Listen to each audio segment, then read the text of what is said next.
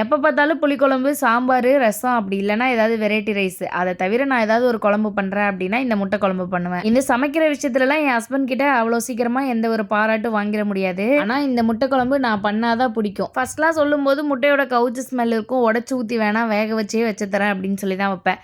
ஆனா ஒரே ஒரு டைம் இந்த மாரி ட்ரை பண்ணியிருந்தேன். அதுலேருந்து எனக்குமே ரொம்ப பிடிச்சிருச்சு. எப்படி பண்றதுன்னு உங்களுக்கும் சொல்லி தரட்டுமா? நல்ல பெரிய வெங்காயமா இருந்துச்சுன்னா 2 வெங்காயம் இந்த மாரி நீட்டா கட் பண்ணி வச்சுக்கோங்க. அது கூடவே குழம்பு திக்கா வரதுக்காக தக்காளிய நம்ம பேஸ்ட் பண்ணிக்கலாம்.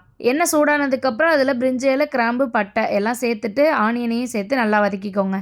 ஆனியன் நல்லா வதங்கினதுக்கப்புறம் அது கூடவே இஞ்சி பூண்டு பேஸ்ட்டு சேர்த்து அதோட பச்சை வாசனை போனதுக்கப்புறம் நம்ம அரைச்சி வச்சிருக்க தக்காளியும் சேர்த்துக்கலாம். முட்டை குழம்பே இன்னொரு மெத்தடில் தேங்காய்லாம் அரைச்சி ஊற்றி பண்ணுவேன். அதுவுமே இன்னொரு நாள் உங்களுக்கு ஷேர் பண்ணுறேன். எல்லாம் வதங்கினதுக்கப்புறம் காரத்துக்காக 2 ஸ்பூன் மிளகாத்தூள், 3 ஸ்பூன் மல்லித்தூள், 1 ஸ்பூன் கரம் மசாலா இதெல்லாமே சேர்த்து நல்லா வதக்கிட்டு தண்ணி ஊற்றி கொதிக்க வச்சுக்கலாம். குழம்புல அப்படியே ஸ்ட்ரைட்டாக முட்டையை உடச்சி ஊற்ற வேணாம். ஏதாவது ஒரு கிளாஸில் ஊற்றிட்டு அதுக்கப்புறமா சேருங்க. அதில் ரொம்பவே முக்கியமான விஷயம் அதில் உள்ள மஞ்சக்கரு உடையாமல் இருக்கணும். ஊற்றும் போதே உடஞ்சிருச்சு அப்படின்னா அந்த முட்டை கவுச்சி ஸ்மெல்லு வர மாதிரி இருக்கும். அதுக்காக தான். குழம்பு கூட முட்டையை சேர்த்துட்டு அப்படியே சிம்மில் வச்சு வேக வச்சு எடுத்தோம் அப்படின்னாலே வெந்துடும். ரொம்ப நேரமும் வச்சிங்க அப்படின்னா ஹார்ட் ஆகிடும். அப்படியே ஒரு சைடு வெந்ததுக்கப்புறம் இன்னொரு சைடு திருப்பி விட்டிங்க அப்படின்னா முட்டை குழம்பு ரெடி ஆகிடும். அது கூடவே உருளைக்கிழங்கு பொரியல் தான் பண்ணியிருந்தேன். அவ்வளோதான் ஃப்ரெண்ட்ஸ், கண்டிப்பாக நீங்களும் ட்ரை பண்ணுங்கள். வீடியோ பிடிச்சிருந்துச்சுன்னா லைக் பண்ணிட்டு சேனலை சப்ஸ்கிரைப் பண்ணிக்கோங்க. பாய்.